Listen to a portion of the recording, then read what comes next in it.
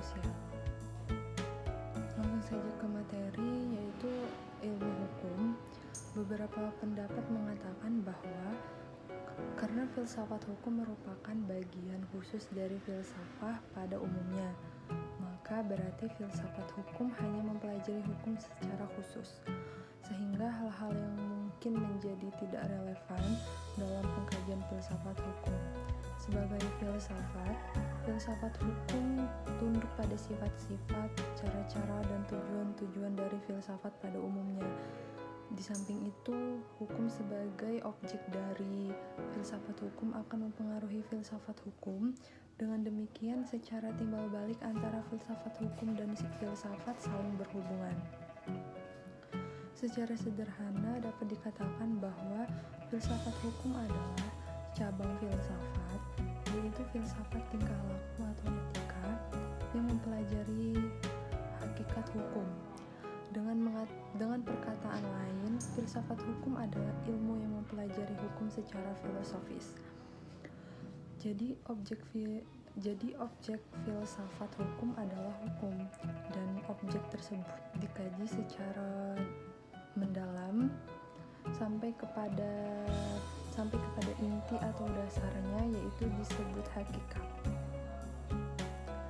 Menurut Pramudi Purbacaraka dan Surjono Sukanto, hukum dapat diartikan sebagai ilmu pengetahuan, yakni pengetahuan yang tersusun secara sistematis atau dasar kekuatan pemikiran disiplin, yakni suatu ajaran tentang kenyataan atau gejala-gejala yang dihadapi normal.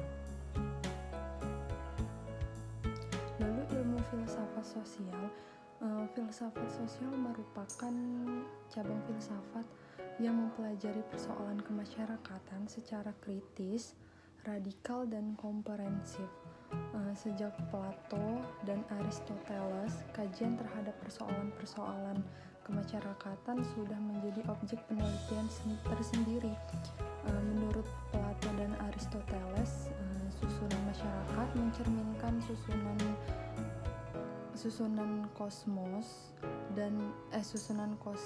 kosmos yang abadi. Manusia berkewajiban untuk menyesuaikan diri dengan susunan itu dan mentaati demi keselamatannya. Kalau tidak, ia akan menghancurkan dirinya sendiri. Pada abad pertengahan, masyarakat Eropa masih memperlihatkan pada pola dasar yang sama, hanya sekedar mengoreksi terhadap paham Plato dan Aristoteles. Paham tentang otonomi kosmos diganti dengan paham heteronominya, yaitu kepercayaan bahwa kosmos tidak berdiri sendiri, tetapi tergantung kepada kemahakuasaan Allah. Ketertiban kosmos adalah suatu ketertiban yang telah diciptakan. Selanjutnya, perubahan hukum dan sosial. Proses terjadinya perubahan-perubahan pada masyarakat di dunia pada dewasa ini merupakan suatu gejala yang normal, yang pengaruh menjalar dengan cepat ke bagian-bagian lain dari dunia. Antara lain, berkat adanya komunikasi modern dengan taraf teknologi yang berkembang dengan pesatnya, penemuan-penemuan baru di bidang teknologi seperti terjadinya suatu revolusi, modernisasi pendidikan, dan lain-lainnya, kejadian yang di suatu tempat dengan cepat dan dapat diketahui oleh masyarakat lain yang bertempat tinggal jauh dari pusat terjadinya peristiwa tersebut di atas. Perubahan-perubahan dalam masyarakat dapat mengenai nilai-nilai atau kaidah-kaidah, pola-pola perilaku, organisasi, struktur lembaga-lembaga sosial, stratifikasi sosial, kekuasaan, interaksi sosial, dan lain sebagainya. Faktor yang mempengaruhi terjadinya perubahan sosial itu ada dua. Yang pertama, sebab-sebab yang bersumber dari masyarakat itu sendiri, dan yang kedua, suatu perubahan sosial dapat bersumber pada sebab-sebab yang berasal dari luar masyarakat.